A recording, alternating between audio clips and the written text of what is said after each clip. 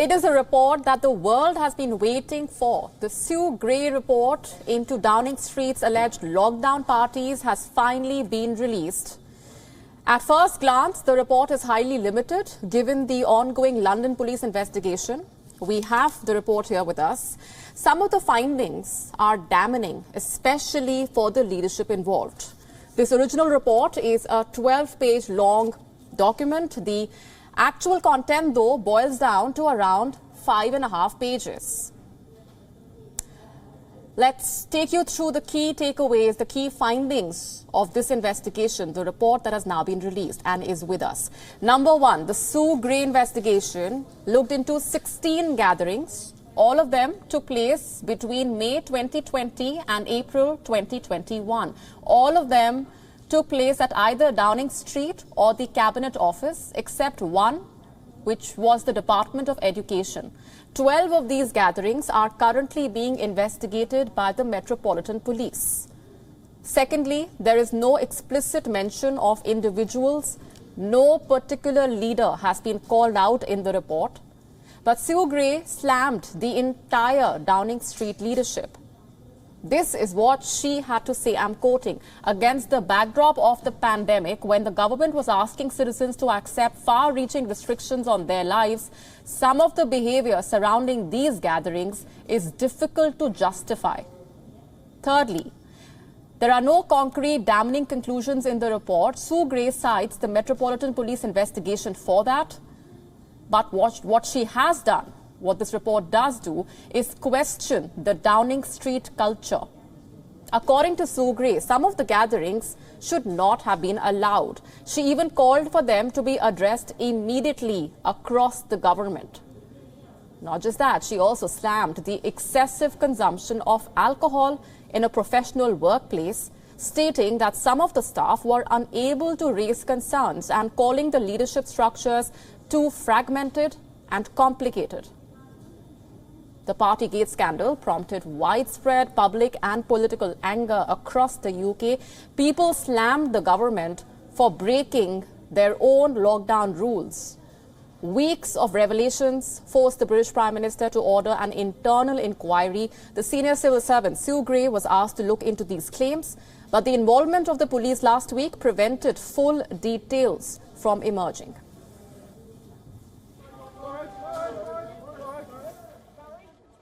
Speaker, it isn't enough to say sorry. This is a moment when we must look at ourselves in the mirror and we must learn. And while the Metropolitan Police must yet complete their investigation, and that means there are no details of specific events in Sue Gray's report, I, of course, accept Sue Gray's general findings in full. And above all, her recommendation that we must learn from these events and act now. Let's go straight across now to writer and senior journalist Andrew Whitehead with us on the broadcast from London. Along with Andrew Whitehead, we also have our correspondent Giles Gibson joining us from London.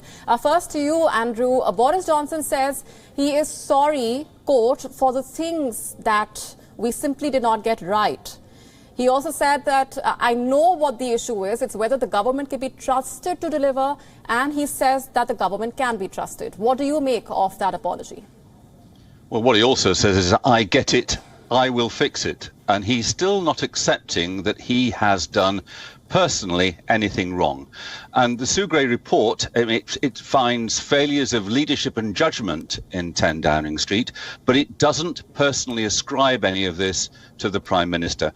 And part of the reason is what you mentioned. It's the police investigation. So Sue Gray, who is a civil servant, this is not a judicial inquiry, was looking at 16 gatherings, well, I think what many people would call parties, in 10 Downing Street, the Prime Minister's office, or in his flat, or in the gardens outside, which appeared to break the lockdown regulations.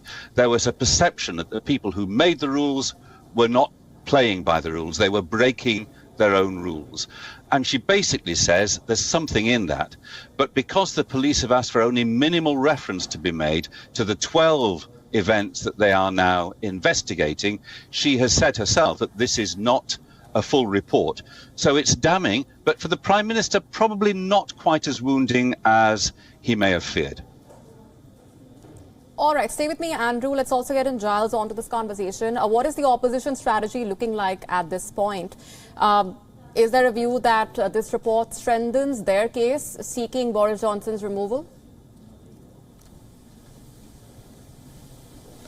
Well, after we saw those remarks from Boris Johnson in Parliament, essentially apologising for what happened and pledging that he was going to work in the coming weeks to reform the way that 10 Downing Street and also the Cabinet Office operates, we saw a response from Keir Starmer, the leader of the opposition Labour Party. And the point that he was trying to hammer home really is that as far as the Labour Party are concerned, this is not really a problem with number 10 Downing Street. This is not a problem with the Cabinet Office, with these institutions, that the problem is with Boris Johnson, the Prime Minister himself. We saw Keir Starmer saying that Boris Johnson is unfit for office. As far as he's concerned, Keir Starmer also said that Boris Johnson is using his usual excuse and that's making this, he is making this everybody's fault but his. And then we saw Keir Starmer once again issuing that call that we've seen multiple times over the last several weeks or so, calling on Boris Johnson to step down. I think interestingly as well, watching that debate that's been going on in Parliament, we also saw a pretty senior backbench Conservative MP, Andrew Mitchell. He is a former Cabinet Minister. He hasn't been in the Cabinet for a while, but he's been in Parliament for a very long time. And we saw him stand up in Parliament and tell the leader of his party and the British Prime Minister, Boris Johnson, to resign. And that follows on from David Davis, an MP in the Conservative Party with a similar profile. He's a very long-time MP. He's somebody that has also served under British Prime Ministers in the Cabinet. And we saw David Davis during Prime Minister's questions last week calling on Boris Johnson to resign. So there are certainly calls growing amongst Conservative MPs for Boris Johnson to step down. The question is at this stage just how many of them are prepared to step forward in public and call for him to resign or do it privately by sending a letter to the chair of the 1922 committee, Graham Brady, to try and trigger a vote of no confidence in Boris Johnson. Right, Andrew, like we were also mentioning earlier, there is no explicit mention of individuals. No particular leader has been called out in that report. The entire leadership has been slammed. To what extent does this help Boris Johnson deflect accountability? Well, the fact that he's not been held personally culpable means that he cannot be said to have misled the House of Commons. He has said that there were no parties in Downing Street in the House of Commons. He's also said that no COVID prevention regulations were broken. If the report had contradicted that, then he might be required to submit his resignation. But we're not at that stage. Having said that, I think the Conservative Party will be slightly heartened that this report is not as critical of the Prime Minister as some at least will have feared. But there is still a bigger problem for them. The seepage in confidence in Boris Johnson is profound, particularly among the voters. The opinion polls suggest that around about 60% of people think Boris Johnson should resign. The Labour Party is clearly ahead now by about 10 percentage points in the opinion polls. And if that remains the case for the next few weeks and months, then there is at least the prospect of Conservative members of Parliament turning on Boris Johnson, not simply because of questions about these parties and his leadership, but because his great asset, that he was a vote winner, will prove no longer to be the case. Right, stay with me, Andrew and Giles. Let's take a quick listen in to what exactly happened just a short while back when the opposition targeted the government over this scandal and the findings of the report. Let's take a listen in. By routinely breaking the rules he set, the Prime Minister took us all for fools. He held people sacrificing contempt. He showed himself unfit for office. His desperate denials since he was exposed have only made matters worse. Rather than come clean, every step of the way he's insulted the public's intelligence. And now he's finally fallen back on his usual excuse. It's everybody's fault but his. They go, he stays. Even now, he is hiding behind a police investigation into criminality, into his home and his office.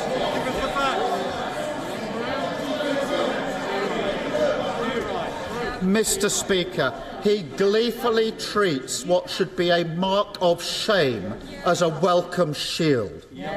But, Prime Minister, the British public aren't fools. They never believed a word of it. They think the Prime Minister should do the decent thing and resign. Of course he won't, because he is a man without shame. And just as he has done throughout his life, he's damaged everyone and everything around him along the way. The COVID regulations impose significant restrictions on the freedoms of members of the public. They had a right to expect their Prime Minister to have read the rules, to understand the meaning of the rules, and indeed those around him to have done so too, and to set an example in following those rules. What the Gray report does show is that number 10 Downing Street was not observing the regulations they had imposed on members of the public. So either my right honourable friend had not read the rules, or didn't understand what they meant, and others around him, or they didn't think the rules applied to number 10. Which was it? The opposition, of course, want to keep their focus trained on this. That's their decision. I think, Mr. Speaker, what the people of this country want us to do is to get on with the job that they want us to do, and that is to serve them, Mr. Speaker, and to stop talking, frankly, about ourselves. Andrew, let me get a reaction from you on this. Like I was asking Giles just a short while back as well, does this report help the opposition in its case seeking the removal of Boris Johnson? It helps, but it doesn't produce the killer blow. But what we saw then was Keir Starmer, the Labour leader, the leader of the opposition. He's a lawyer. He's, some would say, slightly dull, not very flamboyant, but he is a man of palpable honesty and integrity. Boris Johnson is not at all dull, but some would say he doesn't have the highest standards of integrity. And Keir Starmer is able to say, look, you know, you may think I'm a little bit dull, but at least I'm straight, and look at the guy who's leading us at the moment. So I think that contrast is to Labour's advantage. And in some ways, the Labour Party, the opposition party, doesn't want Boris Johnson to go just yet. At the moment, Boris Johnson is dragging down his party in terms of its popularity, in terms of its standing with the voters. And the more that he does that, the longer lasting the damage is for the Conservative Party. So really, Keir Starmer would like Boris Johnson to survive wounded for as long as possible, rather than for the Conservative Party to find a new leader and perhaps start to recover in the opinion polls. Giles, give us a sense of the mood on the ground, the anger over this entire controversy, coming at a time when the Prime Minister himself has attracted a series of scandals already before this one, and the implications of this scandal for his leadership. Well, in a way, you had seen some of the pressure on Boris Johnson starting to dissipate, perhaps, because we've just been waiting day after day. Journalists like me have been just waiting for this report to land, and it has now finally landed. And as Boris Johnson promised to do, he has gone out in front of Parliament, he has addressed this report, he has also made it public on a government website. So Boris Johnson will certainly be hoping that this is the moment when he can try to draw a line under this and try and move on to other parts of his agenda and get on with governing the country. But of course, the fact that we had the Metropolitan Police announcing that they are also investigating this, that it's not just Sue Gray, the senior civil servant, who is investigating these allegations of multiple parties held at 10 Downing Street over the course of lockdown periods here in the United Kingdom. Well, that really changes the game, because it means that this scandal is just going to rumble on and on. You're going to have weeks, perhaps months, of the Metropolitan Police investigating, and so Boris Johnson will not be able to move on from this. I mean, we are seeing, in terms of the messaging that's coming out of 10 Downing Street, they are trying to talk about other challenges here in the UK and on the international stage. I think chief among them, of course, is the crisis on the border between Russia and Ukraine. We've heard from 10 Downing Street that Boris Johnson is going to be holding a telephone call with the Russian President Vladimir Putin in the coming hours, and then he's actually going to be travelling to Ukraine in person to meet with the country's President Volodymyr Zelensky. So that is just partly Boris Johnson getting on with the business of government now that this report has finally landed from Sue Gray, but it is also a political effort from 10 Downing Street to try and change the conversation, to try and move on from this scandal and show Boris Johnson, rolling up his sleeves and getting on with the business of government, getting on with being Prime Minister. Of course, as we've heard from the opposition Labour Party, they're saying that he shouldn't be doing that. They're saying that he should be resigning as a result of this report from Sue Gray. Andrew, the revelations were bad enough. The timing was even worse for the Prime Minister to be embroiled in yet another scandal. What made matters worse, as per a view that's come in, is the handling of the Prime Minister's, of the controversy by the Prime Minister and the way he reacted since day one. It's not been very well handled. He's faced a real problem because there have been a series of leaks orchestrated, it would seem, by one of his former senior aides, with the intention of destabilising and indeed ending Boris Johnson's premiership. So it's been very difficult to handle, and he's made statements, perhaps quite rashly, in Parliament, which he can't repudiate, because if you're proved to have misled Parliament, then that is a resigning matter. So he's in a very difficult situation. And as I say, this is not quite as wounding a report as it could well have been. And as you've heard, he's now going to try and change the focus onto issues such as the cost of living, on the crisis on the Ukrainian border. It does feel to me as if lasting damage has been done to his reputation and to his standing with the voters and with a large section of the Conservative Party. And I would be really surprised if he was still Prime Minister at the end of this year. It's interesting that you say that, and it is about the trust deficit at the end of the day. And the Prime Minister claims that he will fix it. How exactly would that happen, given that the Prime Minister himself has been questioned over his participation in these meetings, in these parties, and like you said, the handling of this entire controversy? Well, he said he's going to fix it, but by creating an office of the Prime Minister rather than what is now known as the Prime Minister's office. It seems a very minor change, but the big thing is his cavalier style. He is somebody who is quite loose with facts. There's a sense of arrogance, I think his critics would say, entitlement. And he's in his 50s. This isn't going to change. This is his style of doing politics. And during the Brexit process, and then when he was overthrowing his predecessor, Theresa May, who's got some revenge on him in the Commons in the last hour or two, it was in his favour. Now that cavalier style of doing politics is clearly rebounding, and it's affecting his standing and affecting his party's standing. And the Conservative Party, Boris Johnson's party, is well known for ditching leaders who it thinks are leading them to an election defeat. Right, this is definitely not the last that we've heard of this story. We're totally out of time. Thanks very much, Andrew Whitehead and Giles Gibson, for those perspectives. Just a quick reminder to our viewers that this report, this investigation into the Partygate scandal by Sue Gray, the report was submitted to the Prime Minister's office earlier in the day. He then reacted to this report in the UK Parliament. He promised that he will fix it. He says that he apologizes for the way things were carried out, but at the same time, the opposition is not convinced, and we will continue to track the latest reactions coming in as the story unfolds. The Sue Gray report has been released after weeks of anticipation. This looks into the lockdown parties that were held during the time when the UK was witnessing several measures when it comes to restricting the spread of COVID-19. The restrictions that were in place is when these parties and gatherings were being held. 16 gatherings have been looked into by that investigation. WION now available in your country. Download the app now. Get all the news on the move.